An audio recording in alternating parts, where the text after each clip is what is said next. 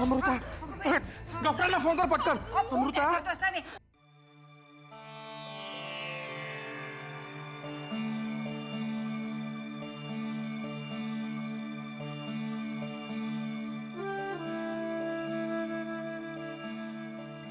आत्याबाई. काय झालं का? आत्याबाई युगंधराबाईंचा सारखा फोन येतोय. मी एक दोनदा त्यांना काहीतरी सांगून वेळ मारून नेली, पण आता याच्यापेक्षा जास्त खोटं नाही बोलू शकत मी त्यांच्याशी. या अशा बातम्या समोरच्याला सांगायच्या तरी कशा? एवढं आयुष्य गेलं बघ माझं, पण असा प्रसंग आला ना की खचूनच जाते बघ मी. आत्याबाई, असं काहीतरी झाल्यानंतर काय करावं तेच कळत नाही. अहो अहो 10 मिनिटापूर्वी छान हसत खेळत होती आणि अचानक हे सगळं. हॉस्पिटलमधनं काही फोन आला का ग? आणि नसेल आला तर आपण करूया ना. या नरसिंहाला सुद्धा कळायला नको इथे घरातल्या माणसांची काय अवस्था होते ती. लाव तो फोन लाव. आत्याबाई, मी नाही काही ऐकू शकणार. वामनदादांची एकदा बोलणं झालं तेव्हा त्यांचा आवाज इतका कापरायत होता की मी नाही फोन करणार. अगं, मनातले विचार इकडून इकडे सैरा वैरा धावतायत नुसते. आता हा ताण नाही ग सहन होत. लाव ना, तूच लाव फोन. आत्याबाई, मी जाते. आता तू कुठे निघाली आहेस? मी हॉस्पिटलमध्ये जाते. मला नाही आता इकडे बसवणार. आता तू धावपळ करून तुला काहीतरी करून घेऊ नकोस बाई. मला काही नाही झालंय आत्याबाई, मी ठीक आहे, मला काही नाही होणार. पण मी तिकडे जाते आता. मला इकडे नाही चैन पडत आहे. अगं पण इथे मी जाते आत्याबाई.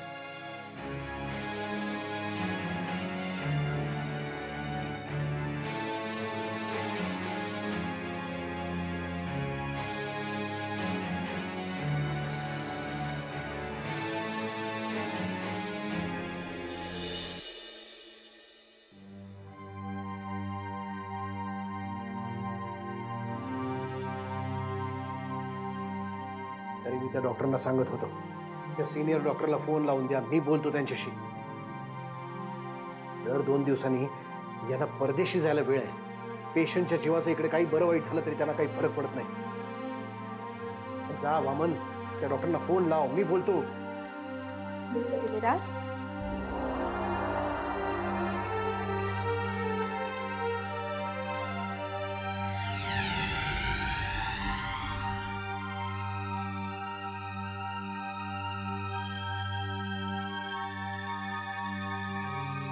मी डॉक्टर श्रद्धा कामत. नमस्कार, मी वामन किल्लेदार आणि हे नरसिंह किल्लेदार. ऍक्च्युली आत्ता आम्ही तुमच्याच विषयी बोलत होतो. आणि काय बोलत होतात हेही ऐकलंय मी.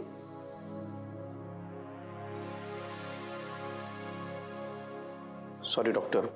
But it's okay. माझ्या मुलीला बहुधा I know about the case. Doctor मानेंशी माझं बोलणं झालंय. त्यांनी मला सगळी परिस्थिती नीट समजावून सांगितली. डॉक्टर, आमच्या अमृताला. मिस्टर किल्लेदार, मी डॉक्टर आहे, परमेश्वर नाही. I will try my level best. माझ्यावर विश्वास ठेवा. हॅलो मॅडम, केस पेपर रेडी आहेत, एकदा पाहून घ्या. नाही, मला जरा आधी पेशंटला बघायचंय, त्यानंतर आपण आपले डिसिजन्स घेऊया. Okay madam. चला दिस वे मॅडम. या. मिस्टर किल्लेदार, मी माझी उद्याची कॉन्फरन्स कॅन्सल केली आहे.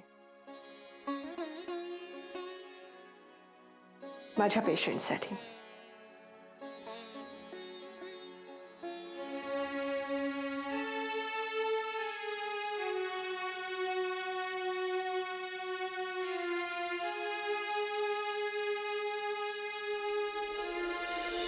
आईला वहिनी, आईला वहिनी, ओ वहिनी. आईला कुठे जाऊन बसली कोण असतो? ओ आईला देवी, इथे आहे मी.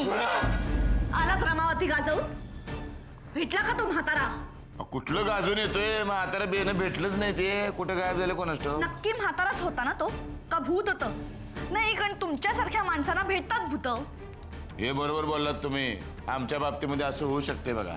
जेव्हा पाहिजे तेव्हा एक काम व्यवस्थित करत नाही तुम्ही. वा, उघड टापरू नका माझ्यावर. पहिलं माझ्या प्रश्नाचं उत्तर द्या. ही जालिम औषध देऊन गेलो की नाही मी जानकीला, तिचं पोर गेलं काय ढगात? तुम्ही गप्प बसा, एक शब्द बोल नका. बिनकामाचा माणूस कुठला? हो, उगाच काहीतरी बोल नका. काय झाले ते सांगा आधी.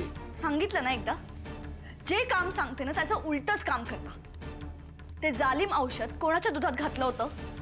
कोणाच्या म्हणजे जानकीच्या आणि कोणाच्या? हो का? अमृता ते दूध प्यायली आणि आता हॉस्पिटलमध्ये पडली.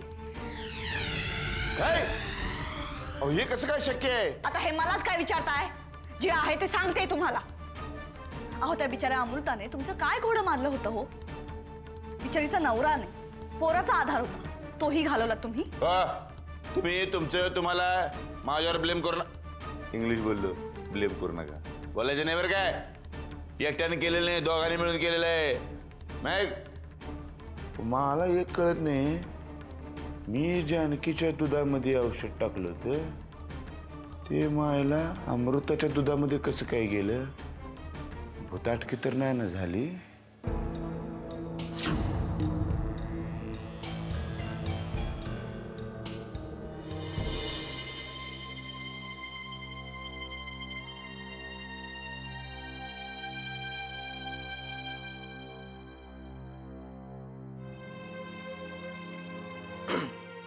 दादा,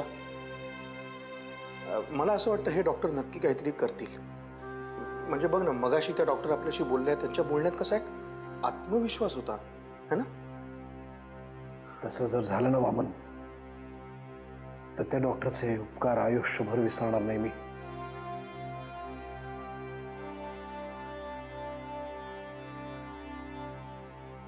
जानकी, तू इथे का आलीस? मला घरात चैन पडत नव्हतं. सारखा अमृताचा चेहरा डोळ्यासमोर येत होता म्हणून आले. अगं पण आत्यापाशी कोणी नको का घरा? आत्याबाईंची परवानगी घेऊन आली आहे मी, आणि माझी गरज आता इथे जास्त आहे.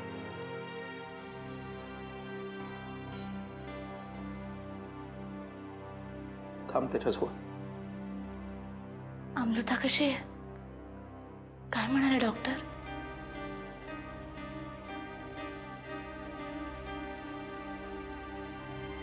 क्रिटिकल आहे. अमृतावर उपचार करताना त्यांना खूप जास्त काळजी घ्यावी लागते असं म्हणाले. का जास्त काळजी घ्यावी लागणार आहे म्हणजे? काय झालंय नक्की तिला? बाळाला काही होणार नाही ना?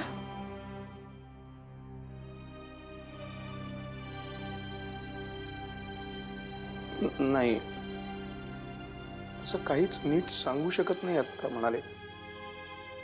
कारण काय आहे,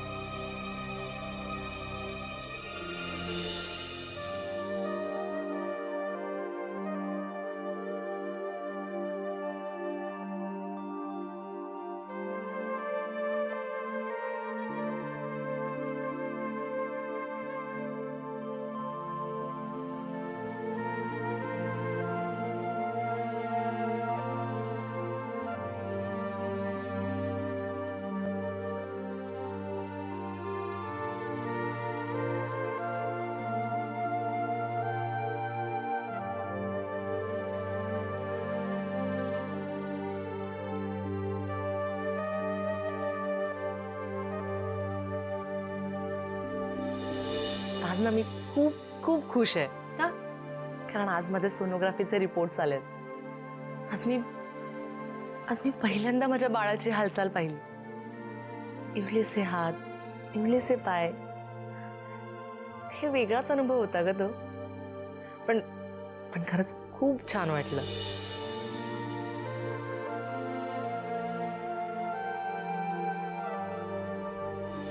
माझ्या पुढच्या आयुष्यासाठी देवाने मला एक खूप मोठी गोष्ट दिली.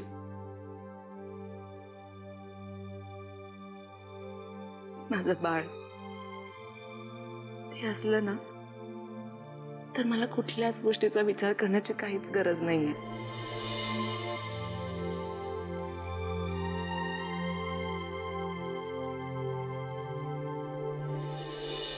चिवमुळे माझं बाळ या जगात येण्याआधीच मला आई झाल्यासारखं वाटतंय.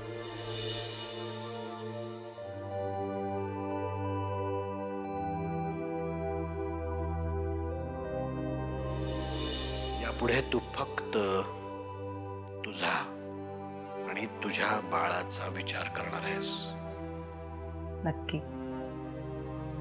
आणि इथून पुढे मला असा विचार करायची गरजच लागणार नाही.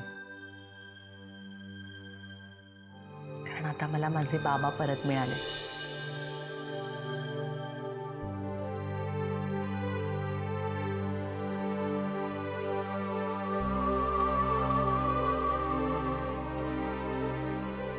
तुझं बाळ पहिल्यांदा येणार आहे ना, तू काय नाव ठरवलंयस? सांगते. मुलगा झाला ना तर अर्णव, आणि मुलगी झाली ना तर आर्या.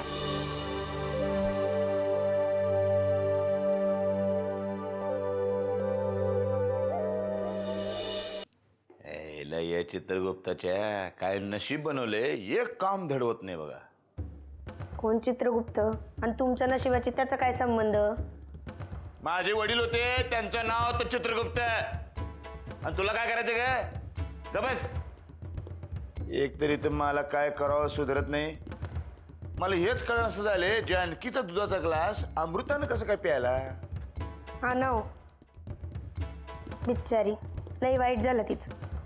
तिला तर नवरा बी नाही दुसरं पोर व्हायला. हे नाटकं करू नको हा. तू काय माझ्यावर पाळत ठेवून असते होय ग? मी पाळत ठेवते तुमच्यावर.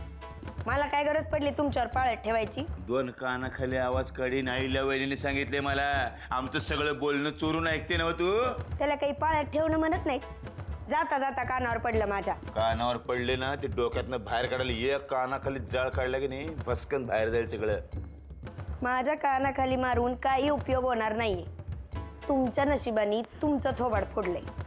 मला जर आधी सांगितलं असतं की तो ग्लास तुम्ही जानकीसाठी ठेवला होता तर माझी मदतच झाली असती ना तुम्हाला. तुझी आणि मदत लोकांच्या डोक्याला ताप देण्यापलीकडे काय केलं का तू? खोललेल्या द्राक्ष आंबट तशी गत झाली तुमची. तिथं हाती काही लागलं नाही म्हणून इथं माझ्यावर येऊन डाफरताय. तो ग्लास मला काही माहिती नसताना सुद्धा मी जानकीच्या खोलीत नेऊन ठेवला होता, माहितीये का? तूच ठेवलास ना? म्हणूनच म्हटलं तुला कोणीच सांगितलं होतं ग तिथं जाऊन कडमडायला?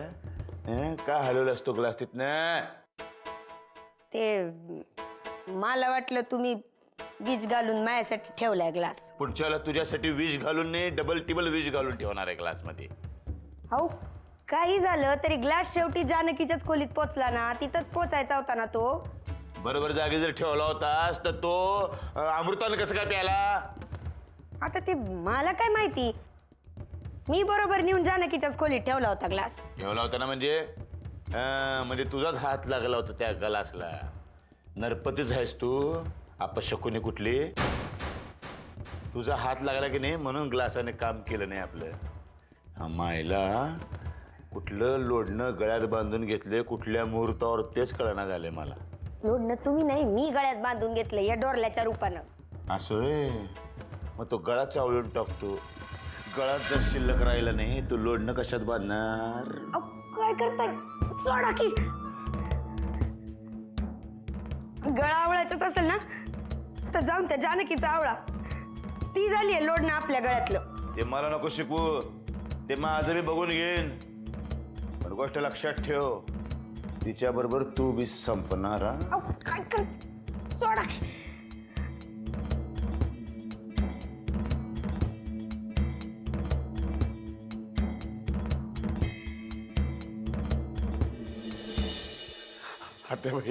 हत्याबाई काय झालं ग? आपल्या अमृताचं असं कसं झालं? अरे बापा, काहीतरी अभद्र बोलू नको सा. काही झालेलं नाहीये. अगं काय होऊ नये असंच वाटतंय मला, पण माझं मन आहे ना, मनाची समजूत कोण काढणार? तुला सांगतो, पुतणी असली तरी मुलीपेक्षा जास्त जीव लावलाय मी. काय नशिबाने खेळ मांडलाय तिच्या बरोबर. अरे देवा. परशू, आता माझं डोकं ठिकाणावर नाहीये. तू जा बघू इथून. अगं ठिकाणावर नाही ना, म्हणून आपलं माणूस जवळ बसवावं माणसाने. असा विचार करत बसलीस आणि तुला आणि काय झालं म्हणजे? काही झालेलं नाहीये मला, आणि या घरातल्या कुणाला काही होणार नाहीये, लक्षात ठेव.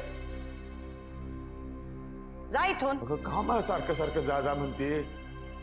मला काही मन नाही का? मग माझं मन मोकळं कुणाकडे करणार मी? तुझ्याशिवाय आहेच कोण? का तुझी बायको आहे ना, तिच्याजवळ जा ना, कर आपलं मन मोकळं. असं नसते. लहान पोर रडायला लागलं की नाही, आईच्या कुशीत जाते, बायकोच्या कुशीत नाही. लहान मुलं आहेस तू. अगं माझं सोड, तू मला अजूनही लहानच समजायला पाहिजे. फिल्म मध्ये दाखवतात की नाही, आई बच्चा माँ के लिए हमेशा छोटाच रहता है, तसं तू मला लहान समजायला पाहिजेस. परशू, मी पुन्हा एकदा सांगते तुला, तू जा इथून. दादा किंवा वामने आला असता तर त्यांना असं लाताडलं नसतंस तू. ते लाडके नव्ह तुझे, मी दोडका. ते बोलतात ते काळजीनं, आमचं तेवढं नाटकं आहे ग. परशू, जातो, पण माझ्या खोलीत जाणार नाही. हॉस्पिटलमध्ये जाणार अमृताला भेटायला. कुठलं हॉस्पिटलमध्ये ठेवले ते सांग. काही गरज नाही इतक्या रात्री तिथे जायची, बाकी सगळे जण आहेत तिथे. असं कसं? माझ्या पुतणीला भेटणं, तिची काळजी करणं, विचारपूस करणं हा माझा जन्मसिद्ध अधिकार आहे, आणि तो मी मिळवणारच. आता जर तू इथून गेला नाहीस ना, तर मला माझे हक्क बजावावे लागतील.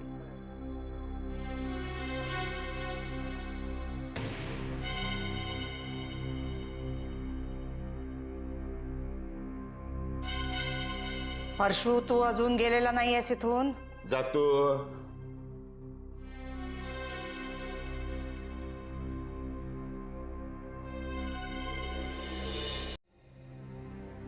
नक्की काय झालं असेल? सकाळी ती माझ्याशी फोनवर बोलली तेव्हा तर तिच्या आवाजात असं काहीच जाणवलं नाही, उलट आनंदात होती. अचानक तिची तब्येत कशी काय बिघडली?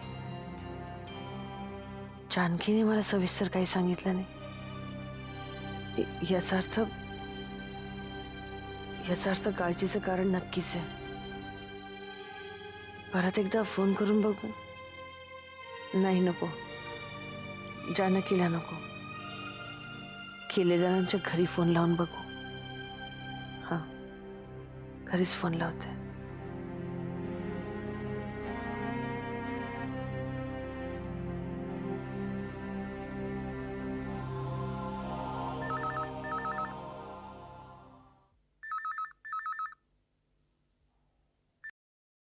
हॅलो, मी युगंधरा सरतापे बोलतीये.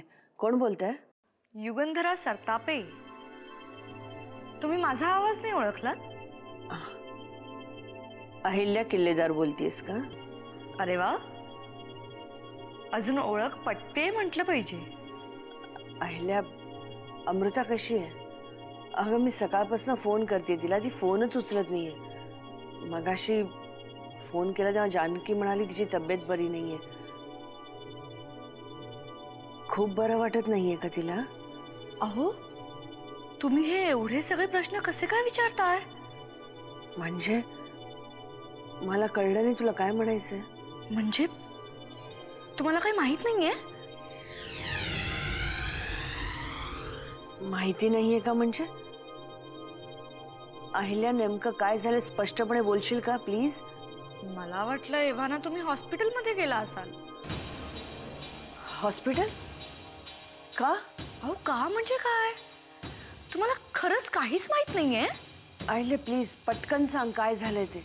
अहो, सकाळी अमृताची तब्येत खूप बिघडली होती, म्हणून तिला हॉस्पिटल, आणि आता ती खूप सिरियस आहे. काय?